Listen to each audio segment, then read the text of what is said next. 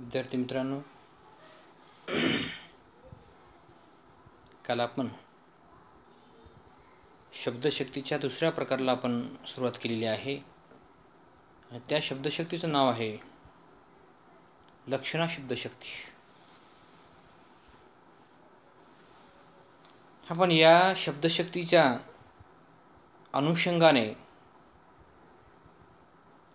लक्षणा शब्दशक्ती आपण समजून घेण्याचा आपण प्रयत्न केलेला आहे. सोप्यात सोप्या शब्दामध्ये लक्षणा शब्दशक्ती कसं समजेल याचा विचार आपण मागच्या तासिकेमध्ये केलेला आहे.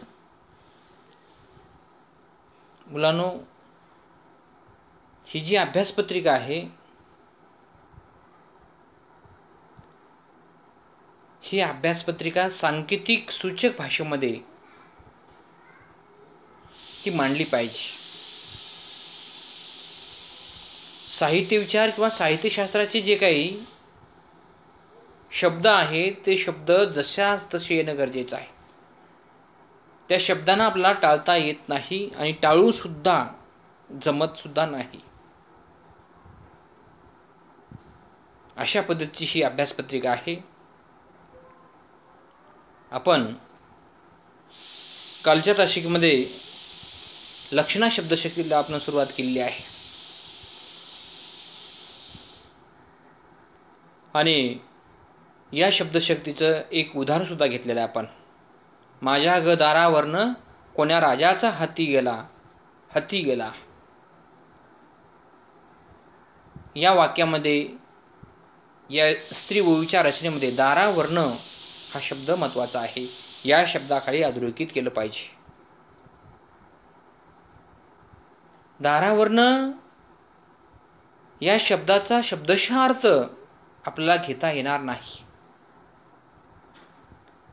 कोणत्याही शब्दाचा शब्दशः अर्थ किंवा तो शब्द ऐकल्यानंतर, तो शब्द कानावर पडल्यानंतर त्या शब्दाचा अर्थ जशाच तसा अर्थ आपल्याला लागणे म्हणजे अभिधा शब्दशक्ती आहे.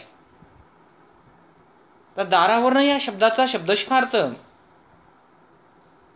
आपल्याला समजणार नाही, उकलणार नाही, गळी उतरणार नाही आणि आपल्याला सांगता सुद्धा येणार नाही. हाती दारावरून चढू शकत नाही. तर तो कुठून जाऊ शकतो, कुठून चालू शकतो? तो दाराच्या समोरून जाऊ शकतो. हा त्या शब्दातला दुसरा अर्थ आहे. शब्दाची दुसरी शक्ती म्हणजे कोणती? लक्षणा शब्दशक्ती आहे. याचाच अर्थ या वाक्यामध्ये आणि या दारावरनं या शब्दातून लक्षणा शब्दशक्ती सूचित होते. लक्षणा शब्दशक्ती ध्वनीत सुद्धा होते. आता आपण दुसरं उदाहरण घेऊयात. दुसरं उदाहरण आहे, मी केशवसूत वाचला. मी केशवसूत वाचला या वाक्यातून, या विधानातून पहिली जी शक्ती आहे अभिधा शब्दशक्ती सूचित होती का, ध्वनीत होती का, व्यक्त होते का, त्याचा आपण विचार केला पाहिजे. अभिधा शब्दशक्तीचे जे काही मापदंड आहेत, जे काही निकष आहेत, जे काही तत्व आहेत, ती तत्व मी केशवसूत वाचला या विधानाला, या वाक्याला, या उदाहरणाला लावून पाहिली पाहिजेत. या उदाहरणाचं मूल्यमापन या उदाहरणात तोलून पाहिलं पाहिजे. याचं वजन केलं पाहिजे. हे उदाहरण कोणत्या शब्दशक्तीमध्ये बसू शकतं, याचा समावेश कोणत्या शब्दशक्तीमध्ये होतो. आपण अभिधा शब्दशक्तीचे आपण निकष मापदंड लावण्याचा प्रयत्न केला. मी केशवसूत वाचला. आता या वाक्यामध्ये मी केशवसूत वाचला, केशवसूत हा शब्द महत्वाचा आहे. केशवसूत. तर माणूस एखादी कादंबरी वाचतो, कथासंग्रह वाचतो, कविता वाचतो, केशवसूत माणूस वाचतो का? आपण माणूस वाचत नाही. माणूस आपण समजून घेण्याचा प्रयत्न करतो, तरीही माणूस आपल्याला कोणाला समजत नाही. माणसं म्हणतात मला समजलं बरं का, काही समजत नाही. माणसाचं मन इतकं अथांग आहे आणि इतकं गूढ आहे, इतकं मिस्ट्री आहे की कोणालाच कळत नाही. माणूस अनाकलनीय आहे, अतर्क्य आहे. त्याचा तर्क वगैरे लावता येत नाही, अंदाज सुद्धा बांधता येत नाही. काही गोष्टी कळतात पण सर्वांगपूर्ण माणूस कोणताच कळत नाही. आपलं उदाहरण काय, मी केशवसूत वाचला. काय वाचला केशवसूतामध्ये? केशवसूतांची कविता वाचली. केशवसूतांनी खूप काही लिहिलेलं आहे. केशवसूतांची कोणती नेमकी कविता वाचली? केशवसूताचा कथासंग्रह वाचला का कादंबरी वाचली? काय वाचलं? स्पष्ट अर्थ ऐकल्यानंतर त्यातून स्पष्ट आणि नेमका आणि सरळ अर्थ व्यक्त होत नाही. मी केशवसूत वाचला. केशवसूतांचं वाङ्मय प्रचंड मोठं वाङ्मय आहे. त्यांच्या लेखनाचा आवाका विस्तीर्ण आहे, व्यापक आहे, प्रदीर्घ आहे. त्यांनी खूप काही लिहिलं आहे. नव्या मनूचा नव्या दमाचा शूर शिपाई आहे. कोण मला वठणीला आणू शकतो ते मी पाहे. हिंदू नाही ब्राह्मण नाही, न मी एक पंथाचा, पतित पावन की मी असा एक धर्माचा. अशा प्रकारच्या अनेक रचना केशवसूतांनी लिहिलेल्या आहेत. त्यामुळे या वाक्यातून केशवसूताचं कोणतं नेमकं वाङ्मय वाचलेलं आहे, कोणती कविता वाचलेली आहे, कोणता कविता संग्रह वाचलेला आहे हे नेमकं सूचित होत नाही. ज्या शब्दातून वाक्यातून नेमका अर्थ स्पष्ट होतो त्याला आपण अभिधान शब्दशक्ती म्हणतो.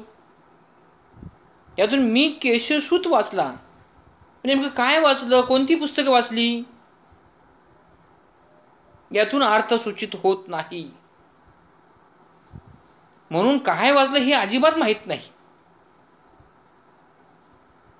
त्यांचं कोणतं वाङ्मय वाचलं, काय नाव आहे त्याचं, हे अजिबात यातून व्यक्त होत नाही.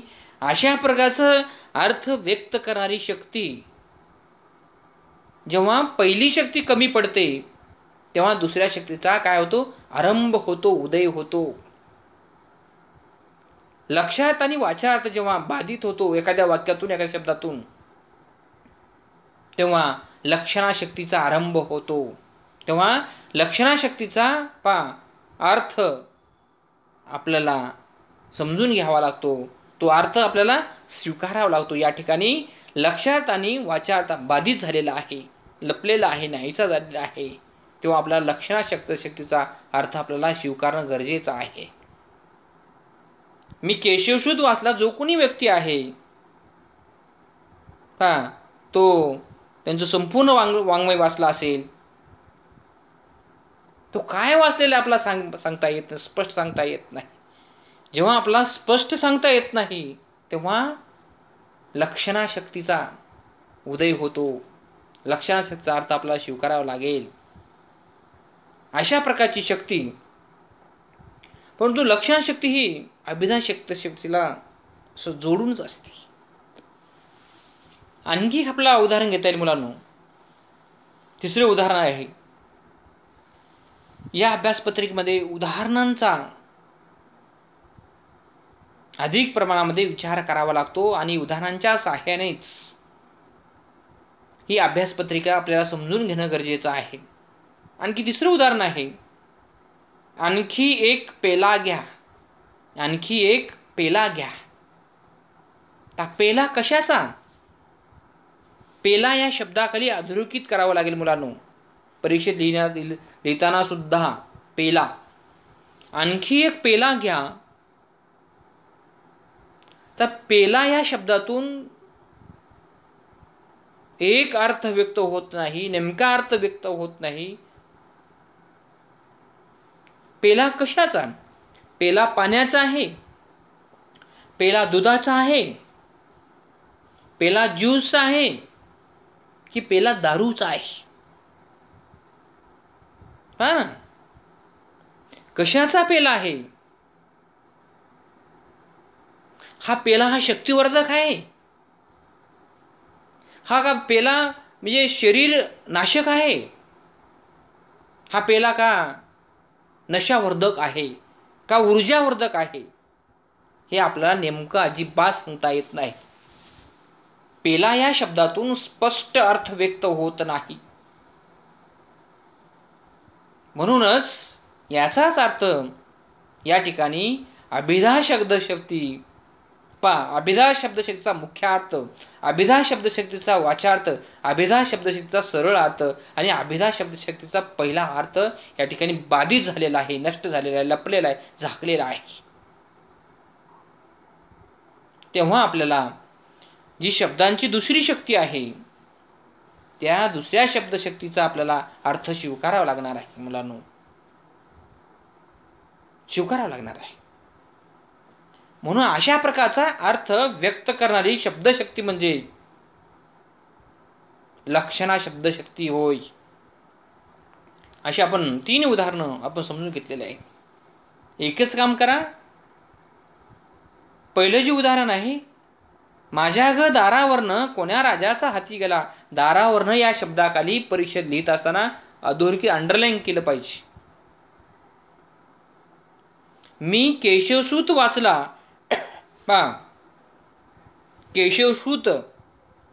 केशवसूत वाचला या शब्दाखाली सुद्धा दोन्ही शब्द अधोरेखित केलं पाहिजे. आणि तिसरं जे उदाहरण आहे, आणखी एक पेला घ्या. पेला या शब्दाखाली अधोरेखित करणं गरजेचं आहे. अशा प्रकारची 2-3 उदाहरणं आपण या ठिकाणी घेतलेली आहेत. आपण ज्या पद्धतीने अभिधा शब्दशक्ती समजून घेतल्यानंतर अभिधा शब्दशक्तीचे आपण प्रकार पाहिलेले आहेत, त्याच पद्धतीने तद्वतच या लक्षणा शब्दशक्तीचे सुद्धा प्रकार मांडलेले आहेत, पडलेले आहेत आणि ते प्रकार आपल्याला समजून घ्यावे लागणार आहेत. लक्षणा शब्दशक्तीचे प्रामुख्याने 2 प्रकार पडतात. प्रामुख्याने म्हणतो, पहिला प्रकार आहे निरूढा लक्षणा आणि दुसरा प्रकार आहे प्रयोजनवती लक्षणा. लक्षणा शब्दशक्तीचे प्रामुख्याने 2 प्रकार पडतात. त्यामध्ये पहिला प्रकार आहे निरूढा लक्षणा. मी पुन्हा पुन्हा सांगतो, मी तुमच्या लक्षात राहावं म्हणून. एकच गोष्ट पुन्हा पुन्हा आपल्या कानावर बिंबवल्यानंतर ती गोष्ट व्यक्ती विसरू शकत नाही. पहिला प्रकार आहे निरूढा लक्षणा आणि दुसरा प्रकार आहे प्रयोजनवती लक्षणा. असे 2 प्रामुख्याने लक्षणा शब्दशक्तीचे प्रकार पडतात. लक्षणा शब्दशक्तीचा अभ्यासासाठी अशा 2 विभागामध्ये वर्गीकरण करण्यात आलेलं आहे. अशा 2 भागामध्ये क्लासिफिकेशन करण्यात आलेलं आहे. असे 2 प्रकार पडतात. त्यामधला पहिल्या प्रकाराचा आपण विचार करूयात, निरूढा लक्षणा. तर या निरूढा लक्षणाचा वाङ्मयामध्ये, साहित्यामध्ये याचा अधिक प्रमाणामध्ये वापर होताना दिसून येत नाही. परंतु अभ्यासासाठी या प्रकाराचा, या घटकांचा विचार करणं गरजेचं आहे. डायरेक्ट, प्रत्यक्ष या लक्षणा शब्दशक्तीचा जो प्रमुख घटक आहे त्या घटकाला न हात घालता, न स्पर्श करता हळूहळू त्या घटकाकडे आपण जाणार आहोत. लक्षणा शक्तीचे प्रामुख्याने 2 प्रकार पडतात. पहिला प्रकार आहे निरूढा लक्षणा आणि दुसरा प्रयोजनवती लक्षणा. आता आपण निरूढा लक्षणाचा आपण विचार करणार आहोत. निरूढा म्हणजे काय? तो शब्द, त्या शब्दातला अर्थ आपला सुद्धा समजणं गरजेचं आहे. निरूढा म्हणजे रूढ, मळलेला, परंपरेने चालत आलेला हा धोपट मार्ग साहित्यामधला, वाङ्मयामधला. हे आपल्याला सवय असते. जे काही रूढ शब्द, रूढ भाषा, रूढ संवाद, रूढ विनोद, रूढ अभ्यास पारंपरिक पद्धतीने चालत आलेला, वर्षानुवर्षे चालत आलेला शब्दशक्तीचा प्रवास, त्याला रूढ म्हणतात, निरूढा.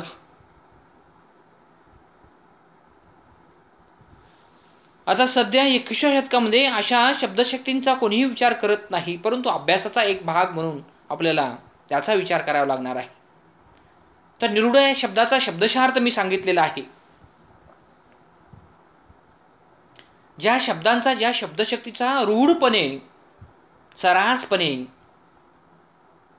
वापर केला जातो, उपयोजन केलं जातं, विनियोग केला जातो, अशा शब्दशक्तीला काय म्हणतात? निरूढा शब्दशक्ती असं म्हणतात. हा ढोबळ अर्थ झाला, ही ढोबळ व्याख्या झाली.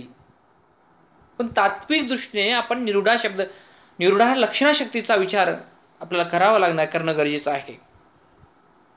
आता तात्विक दृष्टीने निरूढा शब्दशक्ती म्हणजे काय?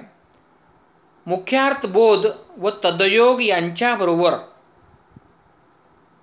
मुख्यार्थ बोध व तदयोग यांच्याबरोबर तसे बोलण्याची रूढी आवश्यक असते.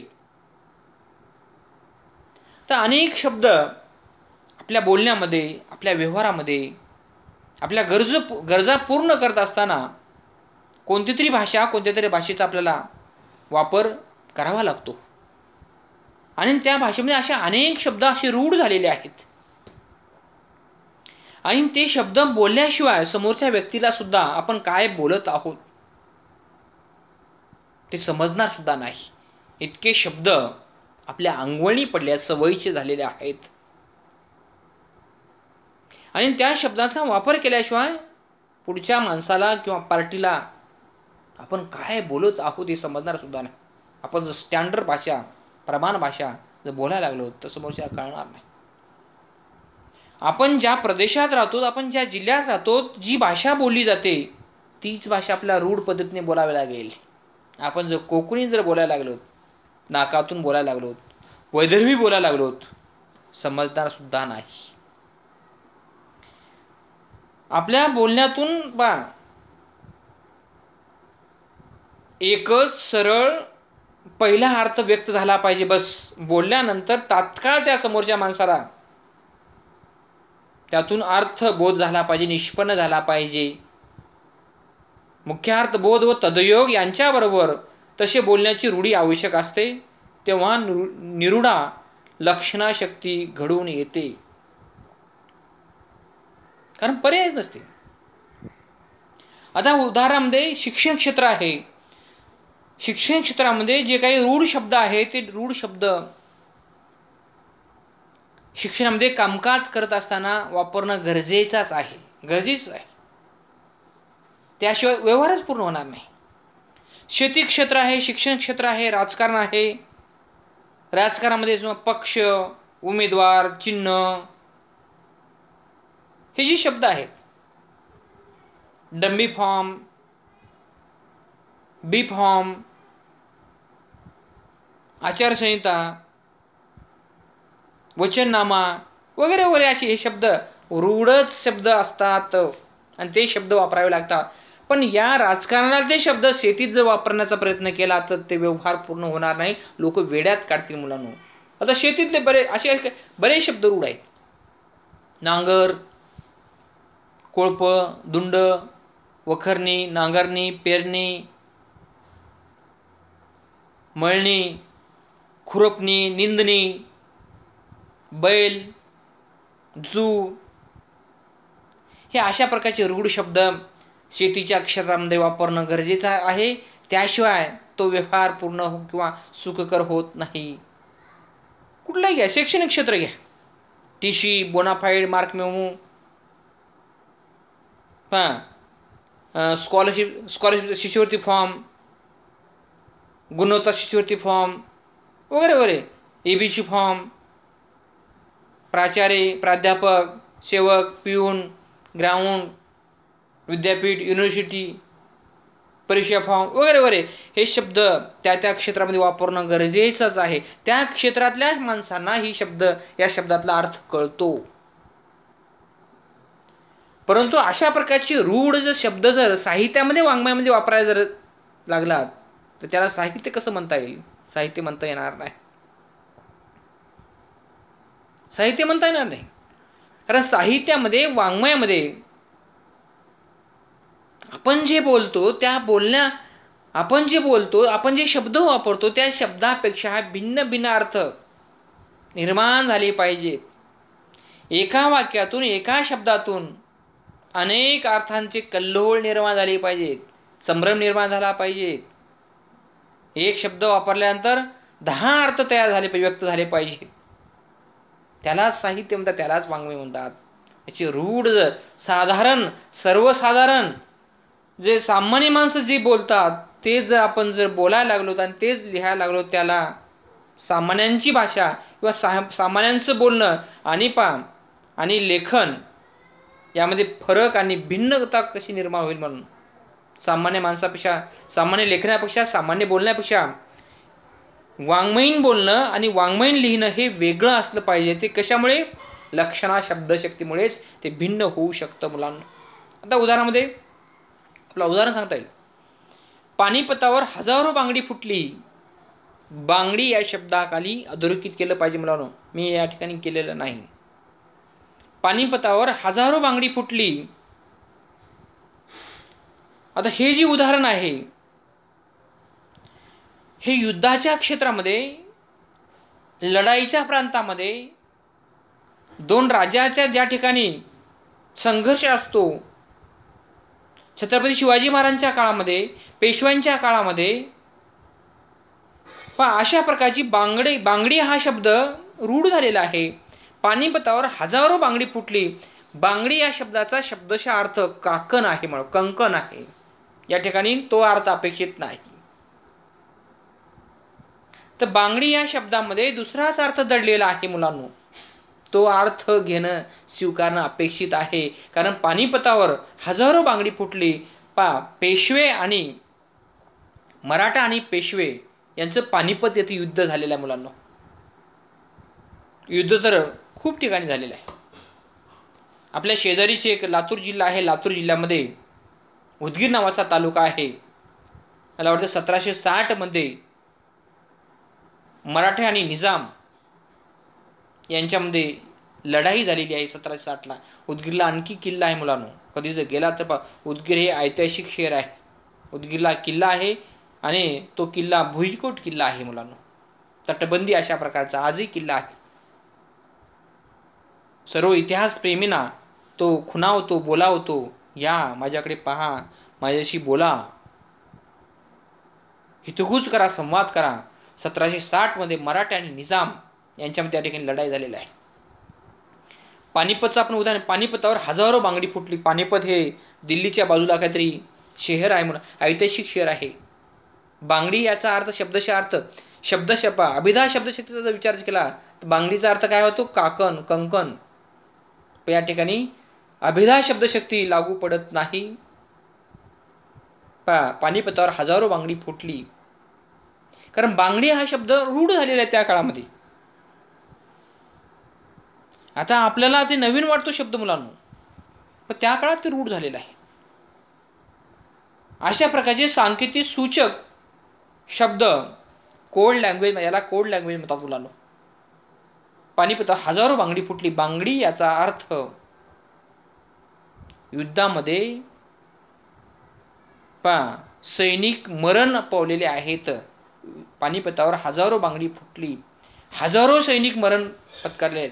हजारो सैनिकांना वैधव्य झालेलं आहे, मरण पत्कारलेलं आहे, मरण आलेलं आहे, वीर मरण पत्कारलेले आहे. अशा प्रकारचा अर्थ त्यातून व्यक्त होतो. आणि हजारो बांगडी फुटली, वैधव्य निर्माण झाले, मरण आलेलं आहे, असा अर्थ त्या ठिकाणी व्यक्त होतो. हे अशा प्रकारचे शब्द वाक्ये रूढ झालेले आहेत त्या त्या प्रदेशामध्ये, त्या त्या प्रांतामध्ये. पण अशा प्रकारचे वाक्ये या सध्या लागू पडत नाहीत आणि म्हणून ही रूढ झालेली आहेत. कारण अशा प्रकारची वाक्ये, शब्द त्या त्यावेळी त्या त्या काळामध्ये संदर्भानुसार, काळानुसार ही वाक्ये रूढ झालेली आहेत. आणि अशाच प्रकारची वाक्ये युद्धामध्ये, सैन्यामध्ये, भूदल, घोडदल, वायुदल, हवाई मार्ग जलमार्गामध्ये अशा प्रकारचे रूढ शब्द असतात, ते शब्द त्या ठिकाणी वापरतात आणि त्यातून तो अर्थ बरोबर लागू पडतो मुलांनो. आपण लक्षणाचे दोन प्रकार सांगितले, निरूढ लक्षणा आणि प्रयोजनवती लक्षणा. या आता आपण प्रयोजनवती लक्षणाचा आपण विचार करणार आहोत. आज आपण फक्त एकाच प्रकाराचा विचार केलेला आहे आणि उद्याच्या तासाला आपण निरूढ लक्षणाचा विचार केलेला आहे. उद्या तासाला आपण प्रयोजनवती लक्षणाचा आपण विचार करणार आहोत. तर प्रयोजनवती लक्षणा कशाला म्हणतात, प्रयोजन लक्षणा म्हणजे काय, ही संकल्पना, हे शब्दशक्तीचा जो दुसरा प्रकार आहे, त्या दुसऱ्या शब्दशक्तीच्या प्रकाराचा आपण उद्या तासाला विचार करणार आहोत.